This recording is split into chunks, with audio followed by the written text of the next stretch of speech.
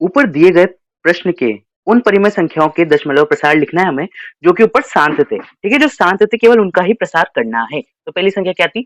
13/3125। 13/3125।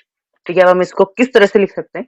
13/5 ठीक है, इसके अभाज्य गुणनखंड करने पर ये आता है 13/5 अब 13 इंटू 2 की घात 5 बटे 5 इंटू 2 की घात 5। ये 2 की घात 5 कैसे आया? अब देखो, इन आधार समान होने पर घातें जुड़ जाती है।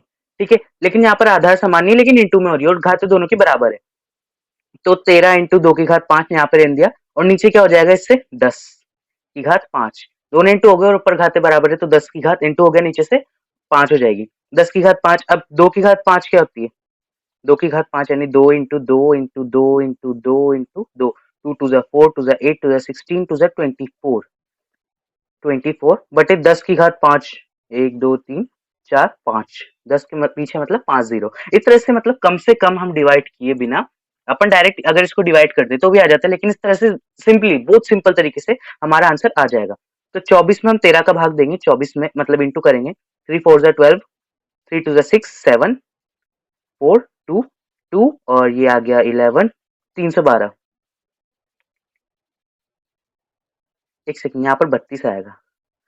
हाँ, 312 416 और 10 की घात 5 यानी 1 2 3 4 5, यानी कि अब हमें 5 अंक छोड़ के आगे पॉइंट लगाना है। तो 5 ये तो 3 ही है, 6 1 4 ये तो 3 ही हुआ, आगे 2 जीरो लगा देंगे। पॉइंट लगाते ही ये हमारा आंसर हो गया। ये हमारा हो गया दशमलव प्रसार 13 बटे ये 3125 का। ये हमारा पहला सवाल हो गया एक्सरसाइज 1.4 के दूसरे का। इसी में हमारा नेक्स्ट सवाल आता है 17/8। अब इसका अभाज्य गुणनखंड हम डायरेक्ट नहीं करें, अपन को आता है वैसे इसका करना, किसी का भी करना अपन को अब आता है। ठीक है, इसके अभाज्य गुणनखंड होंगे 2 की घात 3। 17/2 की घात 3। अब यहाँ जो संख्या रहती है, जो शांत रहती है, ठीक है, उनमें ना एक कंडीशन काम करती है जो हमने पहले भी पढ़ी है कि उनका जो हर है वो 2 की घात m इंटू 5 की घात n का है, तभी वो शांत होगी, नहीं तो कि वो अशांत आवर्ती या अशांत अनावर्ती हो जाएगी। ठीक है, तो यहाँ पर 2 की घात n तो है, 5 की घात m भी चाहिए हमें। ठीक है, तो 17/5 की घात n चाहिए हमें। 2 की घात तो हमने 3 कर दी, इंटू 5 की घात भी 3 कर देते हैं ताकि ये दोनों इंटू हो जाएंगे। अब नीचे करेंगे इंटू तो ऊपर भी इंटू होगा। ठीक है, तो यहाँ पर क्या हो जाएगा? 17 इंटू 5 की घात 3 बटे इन दोनों को इंटू कर देंगे तो 10 की घात 3। अब इसको इंटू कर देते हैं, 17 इंटू 5 की घात 3 होता है 125। 125 बटे 10 की घात 3। 17 इंटू ये हो जाएगा 2125 बटे 10 की घात 3। 3 अंक छोड़ के पॉइंट लगा देंगे तो 2.125 हमारा आंसर हो जाएगा इस सवाल का। ओके, इसके बाद अगला सवाल है, अगला सवाल है हमारा 15/1600। ओके, अब यहाँ पर 1600 है तो 16 मतलब 2 की घात, हम यूं भी लिख सकते हैं 16 इंटू 100 लिख सकते हैं। 15 इंटू 16 को क्या लिख सकते हैं हम? 2 की घात 4 इंटू 100। ठीक है, अब यहाँ पर 100 तो आ ही रहा है, यानी ये 10 की घात 2 तो होगी 10 बटे, अब यहाँ पर 5 की घात 4 ले लेते हैं। 2 की घात 4 इंटू 5 की घात 4, क्योंकि 2 की पावर m इंटू 5 की पावर n के रूप का होगा तभी वो शांत संख्या है, शांत संख्या है, इंटू 10 की घात 2।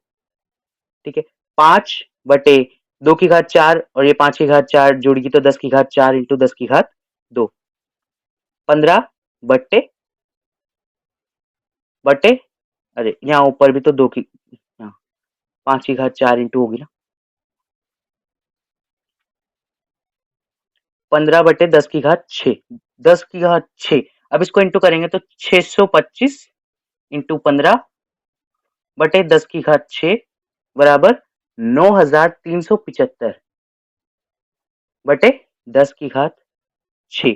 तो हम 6 अंक छोड़ के जीरो लगा देंगे तो 009375 पॉइंट लग गया। ये हो गया हमारा आंसर ANSWER। तीसरा सवाल भी हो गया हमारा। चौथा लेते हैं। चौथी हमारी शांत संख्या क्या थी? 23/2 की पावर 3 इंटू 5 की पावर 2। ओके, अब यहाँ पर एक हमें तो मिल रहा है पहले से ही 5, यानी हम क्या कर सकते हैं 23/2 की घात 3 इंटू 5 का स्क्वायर इंटू 5 से इंटू कर देते हैं, ताकि दोनों की जो स्क्वायर है, जो घात है मतलब, वो बराबर हो जाएगी। ऊपर भी इंटू करेंगे, नीचे भी इंटू करेंगे। 3 5 जा 15 का 5 हासिल लगा 1, 5 दूनी 10 11 115 बटे 2 की घात 3 इंटू 5 की घात 3 दोनों हो जाएगी जुड़ जाएगी तो 1 1 5 बटे 10 की घात 3 तो यानी कि 3 अंक छोड़ के तो 0.115 इसका आंसर हो जाएगा ANSWER। इसके बाद जो हमें संख्या मिल रही है, जो हमारी शांत संख्या थी इसके बाद, वो थी 6/15। 6/15। अब 15 के अभाज्य गुणनखंड करके देखते तो 3 से जा रहा है 5 बार, 5 से जा रहा है 1 बार, यानी कि 6/3 इंटू 5। ठीक है, यहाँ पर इससे गया 2 बार तो 2/5। अब यहाँ पर हम ऊपर नीचे दोनों जगह 2 कॉमन ले सकते हैं। ठीक है, 2 से इंटू कर सकते हैं एक बार, ऊपर भी 2 से नीचे भी 2 से। 2 से इंटू करते ऊपर हो जाएगा 4, नीचे हो जाएगा 10, यानी कि 0.4 इसका आंसर आ जाएगा। ओके, अब इसके बाद जो हमें शांत संख्या दे रखी है हमारी इस एक्सरसाइज के इस सवाल की आखिरी शांत संख्या है वो है 35/50। ठीक है, 50 के अभाज्य गुणनखंड करके देखते हैं। 50 के तो 2 से गया 25 बार, अब 5 से गया 5 बार, 5 से गया 1 बार, यानी कि 35/2 की पावर नहीं 2 इंटू 5 की पावर 2। ठीक है, अब एक इससे तो ये गया 7 बार तो 7/2 इंटू 5 एक बार है। अब दोनों की पावर सेम है तो दोनों इंटू जाएंगे तो 7/10 बराबर 0.7 हमारा आंसर। तो हमारा ये सवाल भी सॉल्व हो चुका है। इसके बाद जो सवाल है वो हमारी एक्सरसाइज का, इस पूरी एक्सरसाइज का आखिरी सवाल है, तो इसके साथ हमारी एक्सरसाइज खत्म हो जाएगी। कुछ वास्तविक संख्याओं के दशमलव प्रसार नीचे दर्शाए गए हैं। प्रत्येक स्थिति के लिए निर्धारित कीजिए कि यह संख्या परिमेय संख्या है या नहीं। यदि यह परिमेय संख्या है और p/q के रूप में लिखी जा सकती है तो q के अभाज्य गुणनखंडों के बारे में आप क्या कह सकते हैं। तो पहला सवाल है 43.123456789। ठीक है, तो यहाँ पर पहले तो यहाँ पीछे डॉट नहीं लग रहे। ठीक है, नहीं लग रहे यानी कि एक वो शांत दशमलव प्रसार है। ठीक है, न तो यहाँ पर पीछे डॉट लग रहे हैं न बाहर लग रहे हैं, यानी कि शांत दशमलव प्रसार है। शांत दशमलव प्रसार इसका हमने बता दिया। दी गई संख्या परिमेय संख्या है क्योंकि शांत दशमलव प्रसार है ही सही। ठीक है, इसलिए हम इसे p/q के रूप में लिख सकते हैं। परिमेय संख्या का सबसे पहला रूल कहता है कि इन्हें हम p/q के रूप में लिख सकते हैं तथा q एक अभाज्य गुणनखंड, q के अभाज्य गुणनखंड जो हर रहेगा उसके अभाज्य गुणनखंड 2 की घात m इंटू 5 की घात n के रूप के होंगे, जहां n और m पूर्ण संख्याएं हैं, 0 नहीं है। तो ये हमारा पहला आंसर हो चुका है। हम यहाँ पर दूसरा आ गया हमारा क्वेश्चन।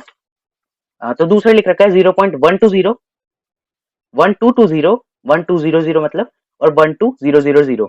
ठीक है, तो इस तरह से यहाँ पर एक तो आवर्ती नहीं हो रही, 120 आ रहा है फिर 1200 आ रहा है फिर 12000 आ रहा है। अगर आवर्ती होती 1 2 आता है फिर 1 2 आता है फिर 1 2 आता है या फिर ऐसे कोई सी भी संख्या की आवर्ती होती तब तो फिर वो अशांत आवर्ती हो जाती, लेकिन यहाँ पे आवर्ती नहीं होती, अतः दशमलव प्रसार अशांत अनावर्ती है। यह परिमेय संख्या नहीं है तो हम इसके बारे में कुछ भी नहीं लिख सकते कि इसे p/q के रूप में लिख सकते, नहीं लिख सकते, कुछ नहीं लिख सकते इसके बारे में। तो बस इतना सा सवाल था ये।